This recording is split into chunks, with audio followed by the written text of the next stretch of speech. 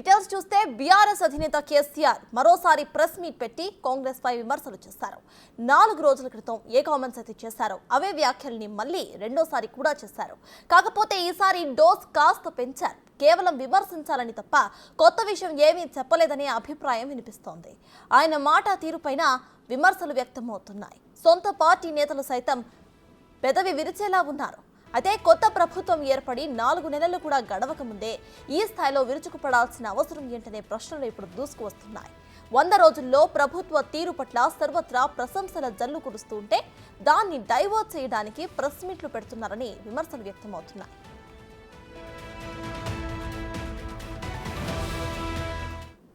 మాకు 37% ఓట్లు వచ్చినాయి, మీకు 38.9% ఓట్లు వచ్చినాయి, అంతే. 38.8%. జస్ట్ 1.8% ఓట్లు మీకు వచ్చినాయి ఎక్కువ. ఎందువల్ల? మీ లత్కోరు వాగ్దానాల వల్ల, మీ ఉల్టా సీదా వాగ్దానాల వల్ల. మీ తులం బంగారాన్ని కొందరు మోసపోయినరు, 10 లక్షలకు బదులు 12 లక్షల దళిత బంధు కొందరు మోసపోయినరు, 2000లకు బదులు 4000 పెన్షన్ వస్తుందని కొందరు మోసపోయినరు, అంతే కదా. మీ 2 లక్షల రుణమాఫీ కొందరు మోసపోయినరు, మీ 500 బోనస్ ఇతరని కొందరు మోసపోయినరు, మీ స్కూటీల కొంతమంది మోసపోయినారు. ఇలా బిడ్డ వాళ్ళే మీ కళ్ళు కాల్చి వాత పెడతారు.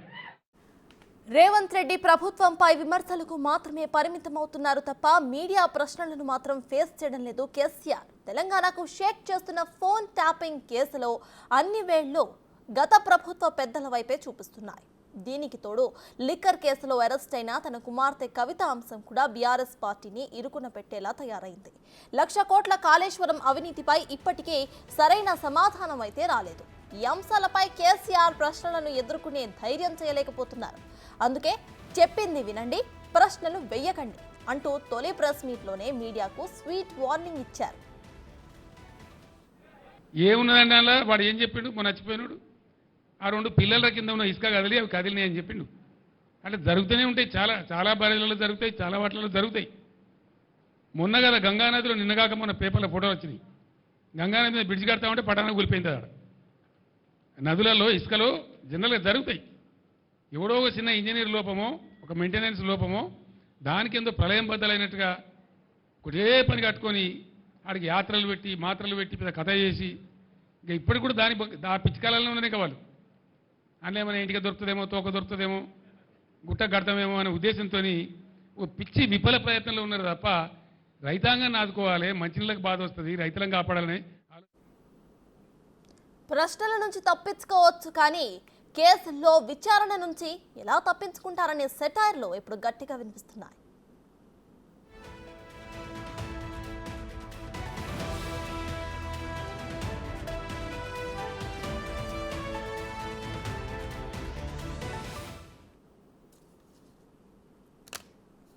బీఆర్ఎస్ నిర్వహించిన ఈ మీడియా సమావేశానికి సంబంధించి పూర్తి డీటెయిల్స్ ను మా ఇన్పుట్ ఎడిటర్ పవన్ అందిస్తారు. పవన్, చెప్పండి, ఇక్కడ కేసీఆర్ అవలంబించిన తీరు ఒక హాట్ టాపిక్ గా మారిందని చెప్పుకోవచ్చు. ప్రతిసారి కూడా ఆయన వచ్చి విమర్శలు చేస్తున్నారు కానివ్వండి, మీడియా నుండి ప్రశ్నలు అయితే అందుకోవడం లేదు. ఇక పార్టీ తరపున గత ప్రభుత్వం ఏవైతే అన్యాయాలు చేస్తుందో అవన్నీ బయటకు వస్తున్నా కనీసం ఒక్కటిని కూడా అడ్రస్ చేసే ధైర్యం అయితే చేయడం లేదు. దీన్ని ఎలా చూడాలంటారు? ప్రజా తీర్పుని గౌరవించలేకపోతుంది బీఆర్ఎస్ పార్టీ అనే విమర్శలు ప్రస్తుతం రాజకీయ వర్గాల్లో హాట్ టాపిక్గా మారాయి. అటు కాంగ్రెస్ పార్టీ విజయం సాధించి బీఆర్ఎస్ పార్టీ ఓటమి పాలైన తర్వాత ఆ పార్టీ నేతలు చేస్తున్న విమర్శలు కావచ్చు, ఆ పార్టీ నేతలు ప్రవర్తిస్తున్న తీరు పలు విమర్శలకు దారితీస్తుంది. మొదటి రోజు నుంచి అటు కాంగ్రెస్ పార్టీ అధికారం చేపట్టిన మొదటి రోజు నుంచే ఇటు హరీష్ రావు, కేటీఆర్ రకరకాల విమర్శలు చేస్తూ వచ్చారు. అటు పార్టీ ఆ ప్రభుత్వం ఏర్పడింది, ప్రభుత్వం కుదురుకోక ముందుకే సంక్షేమ పథకాలపైన ఇతరత్ర కాంగ్రెస్ పార్టీ హామీలపైన, కాంగ్రెస్ పార్టీ నాయకులపైన విమర్శల దాడిని మొదలుపెట్టారు. కనీసం అటు నెల రోజులు గడవక ముందుకే రకరకాల విమర్శలు చేస్తూ అటు వాళ్ళు ఆభాసు పాలయ్యారు. తాజాగా నిన్న అటు కేసీఆర్ నిన్న కరీంనగర్ పర్యటనకు వెళ్ళారు. అక్కడ ఎండిపోయిన పంటలను పరిశీలించారు, అక్కడున్న రైతుల్ని పరామర్శించారు. అధికారంలో ఉన్న కాంగ్రెస్ పార్టీ పైన రకరకాల పదజాలాలతో ఆయన విరుచుకుపడ్డారు. మొన్న అటు ముఖ్యమంత్రి రేవంత్ రెడ్డి బీఆర్ఎస్ నేతలను ఉద్దేశించి అన్న ఒక మాటను భూతద్దంలో చూసిన బీఆర్ఎస్ పార్టీ నేతలు ప్రజల్లో ఉండే వ్యక్తులు ఇటువంటి భాషను ఉపయోగించేది అంటూ పెద్ద ఎత్తున విమర్శలు చేశారు. కానీ దానికి భిన్నంగా అటు కేసీఆర్ గతంలో చేసిన వ్యాఖ్యలు కావచ్చు, నిన్న చేసిన వ్యాఖ్యలు కూడా గమనిస్తే అవన్నీ కూడా ఎవరు కూడా రాయలేని భాషలో అసభ్య పదజాలంతో విరుచుకుపడుతూ తిట్టారు. ఇక్కడ ప్రజా సమస్యలపైన సరైన పరిష్కారాలు సూచించకుండా నిజంగానే ఒక సీనియర్ నాయకుడిగా ఆయన ఒకవేళ ప్రజా సమస్యలు ఉన్నాయి వాటిని పరిష్కరించుకోగలుగుతామని తెలిసినట్లయితే ఈ రకంగా చేసినట్లయితే ఈ సమస్యకు పరిష్కారం దక్కుతుంది అంటూ చెప్పవచ్చు. ఇటువంటి సూచనలు సలహాలు ఎవరిచ్చినా కానీ స్వీకరిస్తామంటూ గతంలోనే కాంగ్రెస్ పార్టీ చెప్పింది. కాంగ్రెస్ ముఖ్యమంత్రి రేవంత్ రెడ్డి కూడా సలహాలు సూచనలు ఇస్తే వాటిని తప్పకుండా అమలు చేస్తామంటూ చెప్పారు. కానీ ఎక్కడ కూడా సూచనలు ఇవ్వకుండా కేవలం కాంగ్రెస్ పార్టీ నేతలను తోలనాడడమే పనిగా కేసీఆర్ వ్యవహార శైలి ఉంది.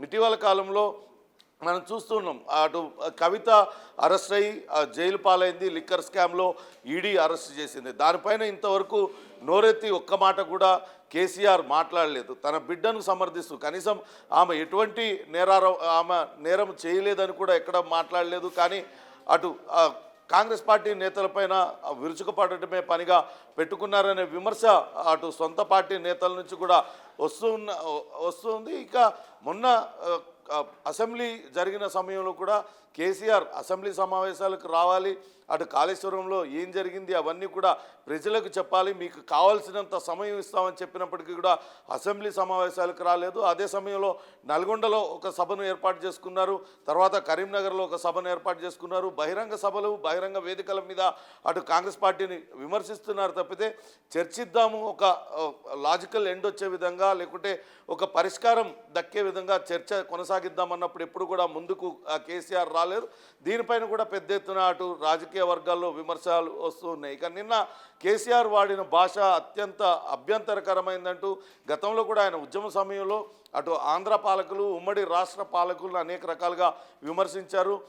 ఆ తర్వాత కూడా అధికారంలో ఉన్నప్పుడు కూడా ఆయన అదే మాదిరిగా విమర్శలు చేసేవాళ్ళు. ఎదుటి రాజకీయ ప్రత్యర్థులపైన రకరకాల భాషా ప్రయోగం చేస్తూ ఆయన విమర్శలు చేసేవారు. కానీ ఇప్పుడు మొన్న ముఖ్యమంత్రిని తప్పుపట్టిన ఇదే కేసీఆర్ నిన్న ఈ రకమైన పదప్రయోగం చేయడం ఎంతవరకు సమంజసం అంటూ అందరూ కూడా అంటున్నారు. కాంగ్రెస్ నేతలు మాత్రం తీవ్ర విమర్శలు చేస్తున్నారు.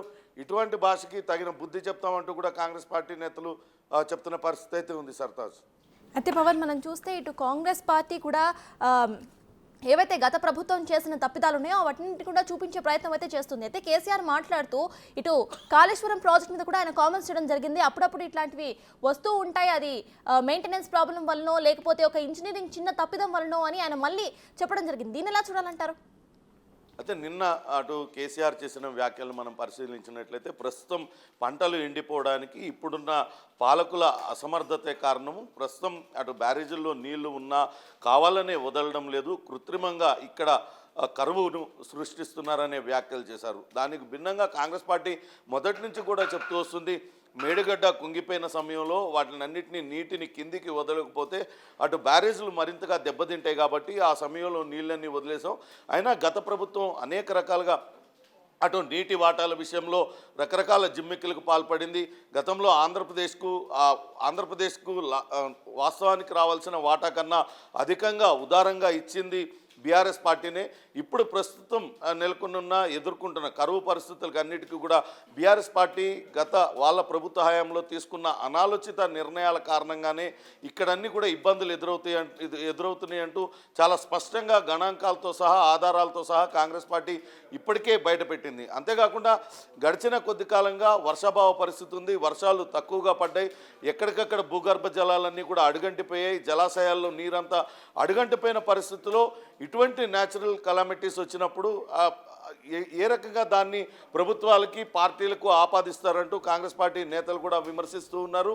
అటు ప్రకృతి సంక్షోభం కారణంగానే లేకుంటే అటు వాన రాకపోవడంతో కొంతవరకు నీటి సమస్య ఉంది, దాన్ని ఏ రకంగా ఎదుర్కోవాలి, ఏ రకంగా ముందుకెళ్లాలనే దానిపైన ఇప్పటికే కాంగ్రెస్ పార్టీ ఆలోచించింది. 10 మంది ఐఏఎస్ అధికారులని ఈ నీటి సంక్షోభం రాకుండా రానున్న రోజుల్లో మరింతగా నీటి సంక్షోభం ఏర్పడే అవకాశం ఉందని ఇప్పటికే అధికార పార్టీ గుర్తించింది, అధికారంలో ఉన్న ప్రభుత్వం గుర్తించింది. వెంటనే దానికి ఏ రకంగా దిద్దుబాటు చర్యలు తీసుకోవాలి దానిపైన సమీక్షా సమావేశాలు నిర్వహించారు. ప్రత్యేకంగా 10 మంది ఐఏఎస్లని నోడల్ అధికారులుగా నియమించారు. సాగునీటికి తాగునీటికి ఇబ్బంది లేకుండా తగిన చర్యలు తీసుకోవాలంటూ చెప్పారు. కానీ వీటిని అన్నింటినీ విడిచిపెట్టి కేవలం వ్యక్తిగతంగా ఆ ప్రతిపక్ష నేతల్ని తోలనాడమే పనిగా అటు కేసీఆర్ వ్యవహరించిన వ్యవహార శైలిపైనే ప్రస్తుతం విమర్శలన్నీ కూడా అటు ఇతర పార్టీల నుంచి కాంగ్రెస్ పార్టీ కూడా తీవ్రస్థాయిలో విమర్శిస్తుంది, ఇతర పార్టీలు కూడా విమర్శిస్తున్నాయి. అటు సొంత పార్టీ నేతలు కూడా ఇటువంటి దుందుడుకు వ్యాఖ్యలు చేయడం వల్లనే మనం గతంలో కూడా నష్టపోయాం. అధికారంలో ఉన్న సమయంలో ఎటువంటి వ్యాఖ్యలు చేసినా నడుస్తుంది, కానీ ఇప్పుడు మనం ప్రతిపక్షంలో ఉన్నప్పుడు నిర్ణయాత్మక పాత్ర వహించాలి. కానీ ఇప్పుడు కూడా ఈ రకమైన దుందుడుకు వ్యాఖ్యలు, అహంకారపూరిత వ్యాఖ్యలు చేయడంతో మరింతగా పార్టీ నష్టపోతుంది అనే చర్చ అటు బీఆర్ఎస్ పార్టీలో కూడా అంతర్గతంగా కొనసాగుతుంది. ఏదైనా నిజంగానే ప్రజా సమస్యలకు సరైన పరిష్కారం ఉందని భావించినప్పుడు ఒక పెద్ద మనిషి తరహాలో రాష్ట్రాన్ని సాధించిన నాయకుడిగా 10 ఏళ్ల పాటు ముఖ్యమంత్రిగా ఉన్న కేసీఆర్ ఖచ్చితంగా ఒక సూచన చేయవచ్చు, ఒక సలహా ఇవ్వచ్చు. దాన్ని ఖచ్చితంగా తాము ఆదరిస్తాము, పాటించి తీరుతామంటూ కూడా గతంలో కాంగ్రెస్ పార్టీ పెద్దలు, కాంగ్రెస్ పార్టీ నేతలందరూ కూడా చెప్పిన నేపథ్యంలో అటువంటి సలహాలు సూచనలు ఇవ్వకుండా కేవలం ఈ రకంగా వ్యక్తిగతంగా టార్గెట్ చేస్తూ ఆ రాయలేని భాషలో వాళ్ళందరినీ కూడా తిట్టడం ఎంతవరకు సబబంటూ అటు విమర్శలు అయితే వెల్లువెత్తుతున్నాయి. నిజంగానే గత బీఆర్ఎస్ పాలనలో తీసుకున్న అనాలోచిత నిర్ణయాలు కావచ్చు, రకరకాల అన్నీ కూడా ఇప్పుడు ఈ ప్రస్తుత ప్రభుత్వానికి రకరకాల ఇబ్బందులు సృష్టిస్తున్నాయి. ఇటు నీటి కొరత కావచ్చు, ఇంకా ఇతరత్ర సమస్యలన్నీ కూడా తలెత్తుతున్నాయి. వాటిని ఒక్కొక్కటిగా సరిదిద్దుకుంటూ వస్తున్న తరుణంలో కేసీఆర్ కావచ్చు, అట్లు బీఆర్ఎస్ నాయకులు ఈ తరహా వ్యాఖ్యలు చేయడం వారి అహంకారపూరిత వ్యవహార శైలికి అద్దం పడుతుందంటూ కాంగ్రెస్ పార్టీ నేతలు చెప్తూ ఉన్నారు. ఇంకా కూడా తాము అధికారంలో ఉన్నామనే భ్రమల్లో అటు బీఆర్ఎస్ నేతలు ఉన్నారు. అటు ప్రజలు ఇచ్చిన తీర్పును జీర్ణించుకోలేక కాంగ్రెస్ పార్టీ 4 నెలల్లో చేసిన అభివృద్ధి కావచ్చు, 4 నెలల్లోనే సంక్షేమ పథకాలన్నింటినీ కూడా విజయవంతంగా అమలు చేసే ఒక పక్క ఖజానా ఖాళీగా ఉన్నప్పటికీ కూడా ఎక్కడా వెనక్కి తగ్గకుండా ప్రజా సంక్షేమ పథకాలను ఏదైతే 6 గ్యారంటీలు ఇచ్చిందో వాటిలన్నింటినీ అమలు చేయడంలో సక్సెస్ఫుల్ అయింది. కాబట్టి వాటిలన్నింటినీ జీర్ణించుకోలేక ఈ రకమైన వ్యాఖ్యలు చేస్తున్నారన్న విమర్శలు అయితే ఆ బీఆర్ఎస్ పార్టీ పైన వెలువెత్తుతున్నాయి. Sartaj. Right, thank you Pawan.